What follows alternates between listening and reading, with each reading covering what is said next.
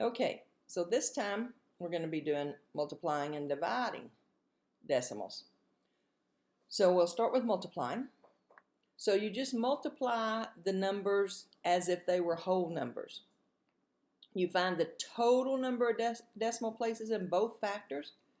Then you write the decimal point in the product so it has the same number of decimal places as the total. Okay, you may need to write in extra zeros on the left in order to get the correct number of decimal places.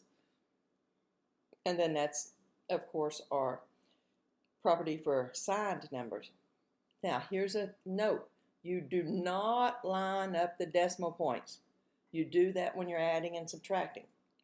When you're multiplying and dividing, you do not line up the decimal points, right? It's just like fractions. When you're adding and subtracting, you must get a common denominator, not when you're multiplying and dividing. On decimals, when you're adding and subtracting, you must line up the decimal points, not when you're multiplying and dividing. All right, so find the product, that means multiply, of these two numbers. Okay, I do not line up the decimal points. As a matter of fact, if I want, even when I'm working the problem, I can ignore those decimal points. I don't even have to put them in here. That's the same way I'm doing with the sign. I don't want to put the sign in there. It'll look like a subtraction problem. But I know in the end, because the signs are different, there's one negative sign, my final answer will just be negative. Same way here. If I wanted, if that bothers me, I don't even have to put those decimal points in until I place it in my final answer. But I do not line up the decimal points.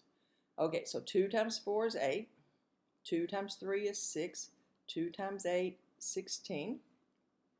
Now I move over. If some of you need to put that placeholder here, that's fine. However you multiply whole numbers. 4 times 4 is 16.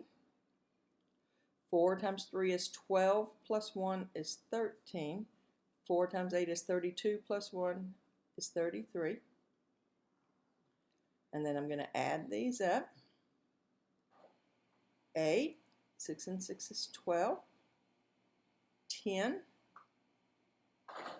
5, 3. Now I figure out if my answer is going to be positive or negative and where my decimal goes. So my answer is going to be negative. We've already talked about that. But because there are 1, 2, 3 numbers behind the decimal in my problem, I need 3 numbers behind the decimal in my answer. And that's how you multiply. I really don't even have to worry about those decimals until the end, just like the sign.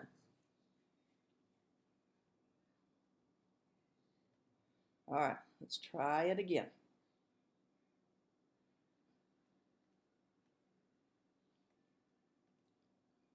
All right, find the product. All right, so now look at this. If I ignore those decimals, really all I'm multiplying is 42 and 3, right? That's what I'm multiplying. I can ignore the decimals. And if I have numbers, zeros in front of my whole number, I don't need to put them. Okay, 3 times 2 is 6. 3 times 4 is 12. Now, my sign, my number is going to be positive because there's 2 negatives. And I need 1, 2, 3, 4, 5 numbers behind my decimal. So that means 1, 2, 3, 4, 5. I need to add a couple of placeholders. I'm not going to put the zeros down here, right? That doesn't make sense. It's like zeros in front of a whole number. Zeros on the end of a decimal, I don't even need them there. I can drop them off. Okay.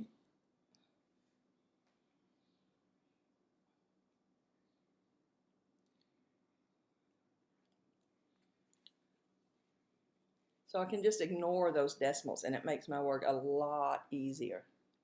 Until the end, of course. Don't forget to go back and put them in your answer. All right, now we've got an estimation problem. Estimate the product, again, using front-end rounding. Front-end rounding means this is going to be 80, because this number is larger than 5, so that's going to go up by 1. And this number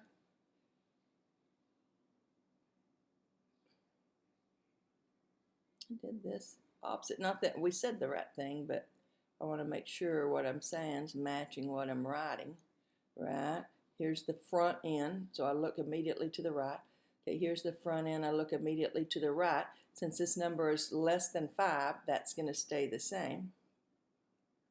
So 80 times 10, anytime we multiply by 10, all we have to do is add a 0. So there's the estimate. If I were to do the actual multiplication, I can ignore those decimals so that they don't confuse me, right? And just multiply normally. 5 times 4 is 20. 5 times 3 is 15 plus 2. 5 times 6 is 30 plus 1. 5 times 7 is 35, 38. Okay, now I need to line up right here, so if I want to put a placeholder here, that's fine. 2 times 4 is 8. 2 times 3 is 6. 2 times 6 is 12. And 2 times 7 is 14 plus 1 is 15. So as not to confuse us, since we're done with these. Okay. Now, since I'm multiplying here, that's where my numbers will start. I can put 2 placeholders if I want. So 1 times 4 is 4. 1 times 3 is 3. 1 times 6 and 1 times 7. And I add this up. So zeros. 7 and 8 is 15. 12. 14. 15. 9. And I need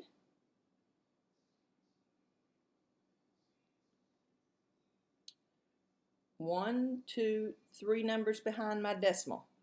So 1, 2, 3 numbers behind my decimal. 954.25. I don't really need that 0 on there, right, if it's at the end. Whoops.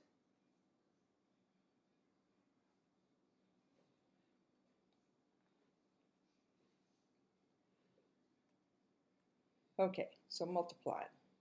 Now about dividing. Okay, let's see. They say count the number of decimal places in the divisor, and we'll talk about which one's which in just a minute, and move the decimal point that many places to the right. In other words, change the divisor to a whole number. So that's the number that's going to be on the outside. This is the divisor, the one you're dividing by. Move the decimal point in the dividend, that's the one under your division bar, the same number of places to the right. You may have to add zeros. Write the decimal point in the quotient directly above the decimal point in the dividend, then just divide without regard to that. You just got to make sure you keep your column straight. And of course, then determine the sign of your answer.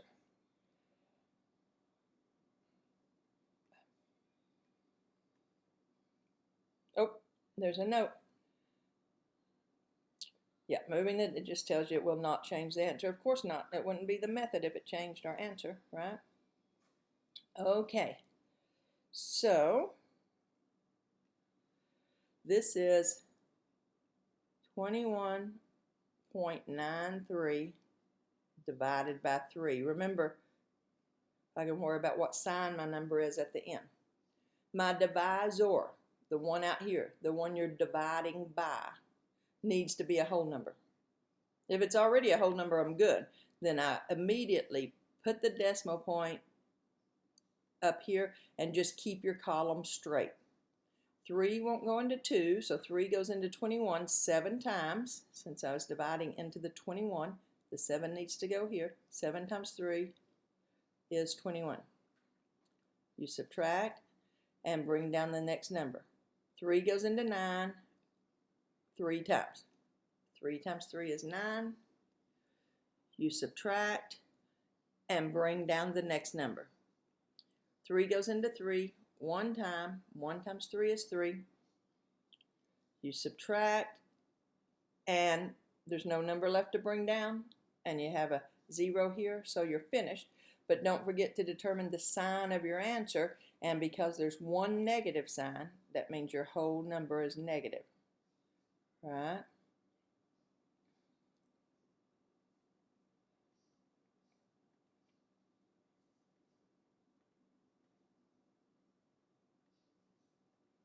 Okay, divide 1.5 by 8. 1.5 divided by 8. Again, as long as this is a whole number over here, then we don't move our decimal. The only time we move our decimal is to make this a whole number. 8 doesn't go into 1, but 8 goes into 15 one time. 1 times 8 is 8. We subtract, so I've got to borrow. 15 minus 8 is 7. Okay, there's no numbers left to bring down, but because it's a decimal, I can add a 0 to the end of my number. 1.50 or 1.5 is the same, or 1.5000. They're all the same. So you subtract and bring down. So 8 goes into 70 8 times. 8 times 8 is 64. You subtract. 10 minus 4 is 6. Since there's not another number to bring down, add another 0. 8 goes into 60 7 times. Okay, trying to keep my column straight now. I got a little bit off here, so I'm adjusting it. 7 times 8 is 56. You subtract.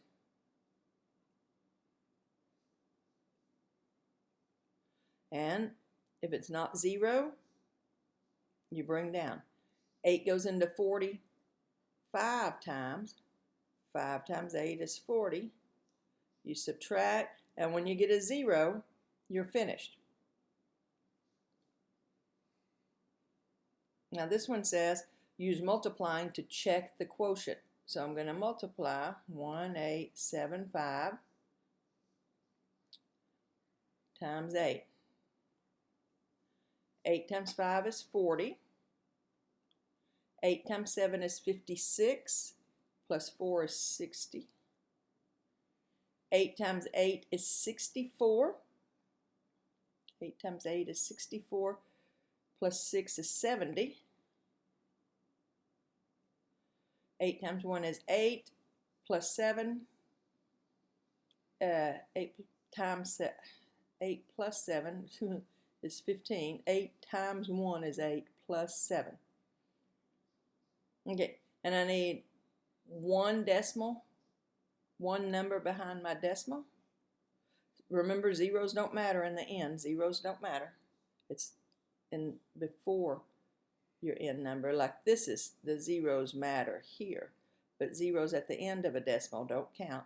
So I can say, oh yeah, I did get the 1.5, 8 and 1.5.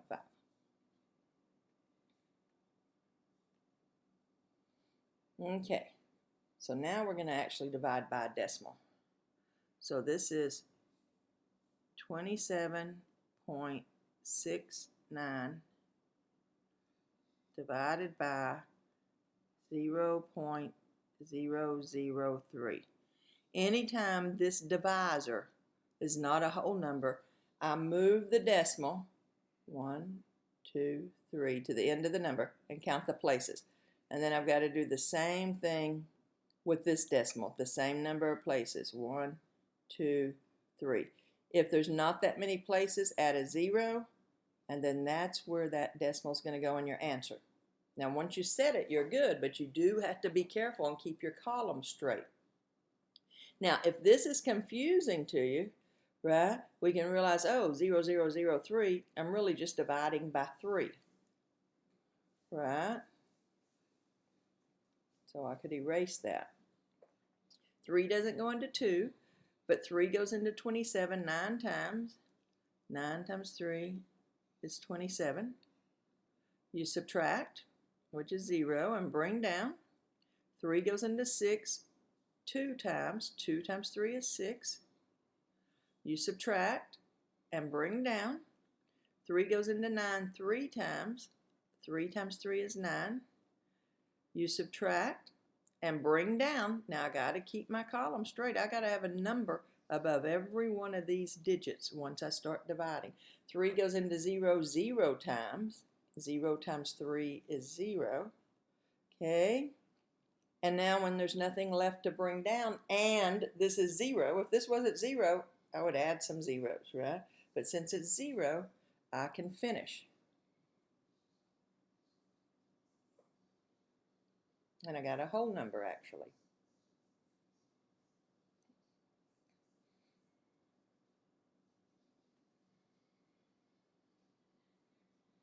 Okay, remember we're going to ignore those signs. I see that there's 2 signs, so my answer is going to be a positive, a plus. But right now it says divide 5 by 4.2. So divide 5 by 4.2. This number is not a whole number, so I need to move that one place and move this decimal one place. If the decimal's not shown, it's understood to be at the end of the number, and that means my decimal's going to go right there. Now, if this confuses me, I can get rid of all of this. And really, I'm dividing 50 by 42. So 42 goes into 50 one time. 1 times 42 is 42. Okay, then I'm going to subtract.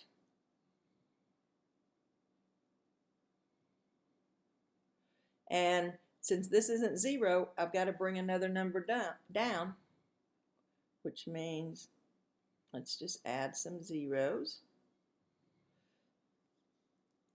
Okay, so bring a number down. So 42 goes into 80, also one time. If it was 2 times, it'd be 84, so just barely. Now keep your columns straight. 1 times 42. Subtract. 10 minus 2 is 8. 7 minus 4 is 3. And bring down. Now we might be thinking, oh my goodness, I don't know how many times 42 goes into 380. So let's try to get some help. We'll get within one number if we do this. So how many times will just 4 go into 38? It doesn't go into 3, so how about 38? Well, 9 times 4 is 36, so let's try 9 up here. 9 times 2 is 18. You could go over to the side and multiply 9 times 42 if you want. 9 times 2 is 18. 9 times 4 is 36, plus that 1 is 37. Okay. You subtract. And bring down. 42 does not go into 20. Every time you bring a number down, you must put a number up here. So I've got to put a placeholder 0 up here. 42 does not go into 20. So I'm going to bring another number down. How about 42 into 200? Well, how about 4 into 20? That'd be 5. So let's try 5. 5 times 2 is 10. 5 times 4 is 20, plus that 1. Oh, it's a little too big, but that's okay. That means I know my answer is 4 then. I will get within 1 of trying that every time.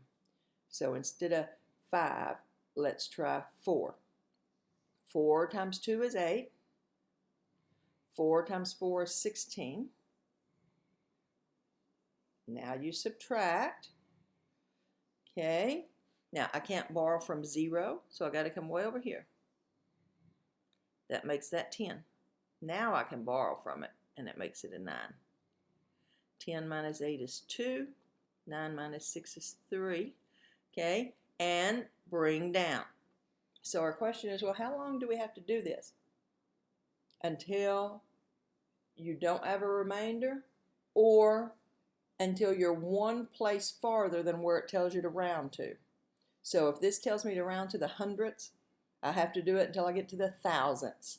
Let's check. Tenths, hundredths, thousandths. Oh, I could have stopped last time, right? Tenths, hundredths, thousandths.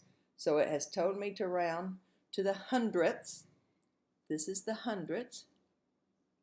If I look immediately to the right, that number is definitely less than 5. So this stays 1.19, and it's going to be a positive.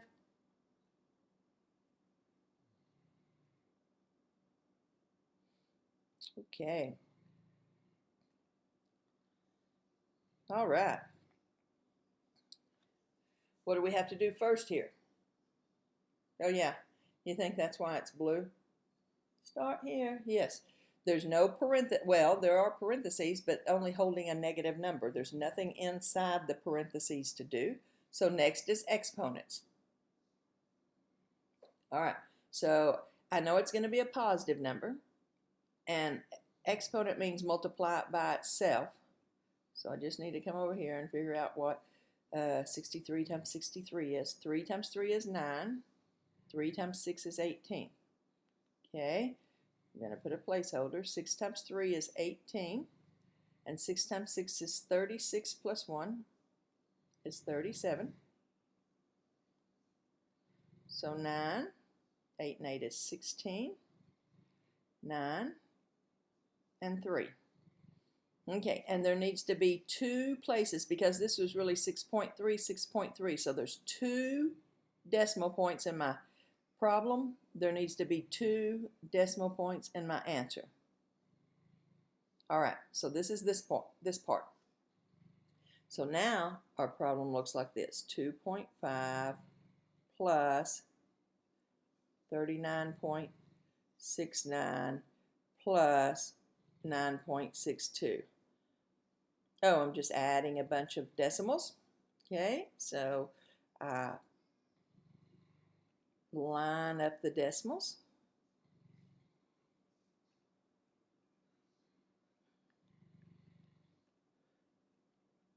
Do not line them up when I'm multiplying and dividing, but when I'm adding and subtracting, I make them all lined up, all columns, everything, and then that's where it's going to go in my answer. 9 and 2 is 11. Okay, so 3 sixes is 18. So 1921.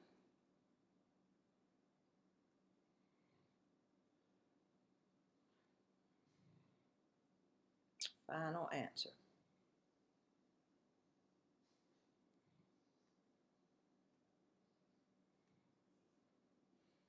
All right, let's do it again.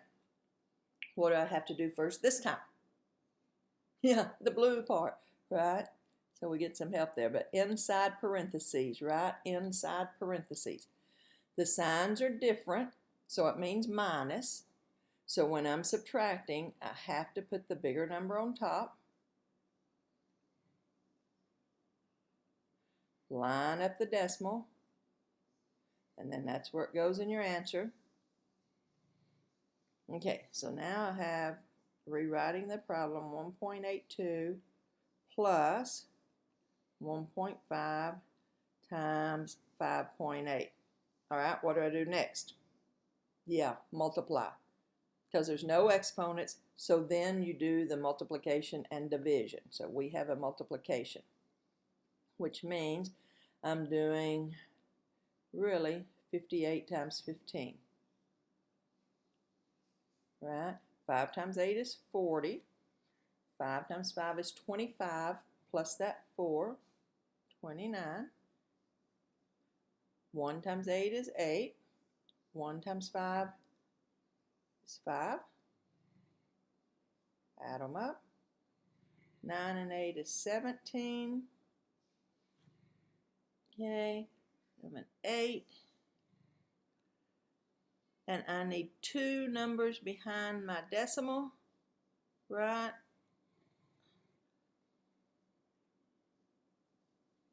So 8.7. So that means now I have 1.82, and this is 8.7. Since I'm adding, I line up my decimals.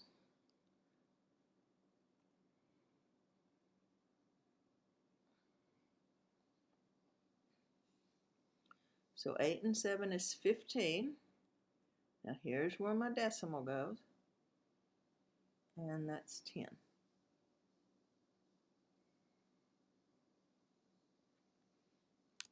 Okay, I believe this is the last one on this section. So I'll see you next time. Let me know if you need anything.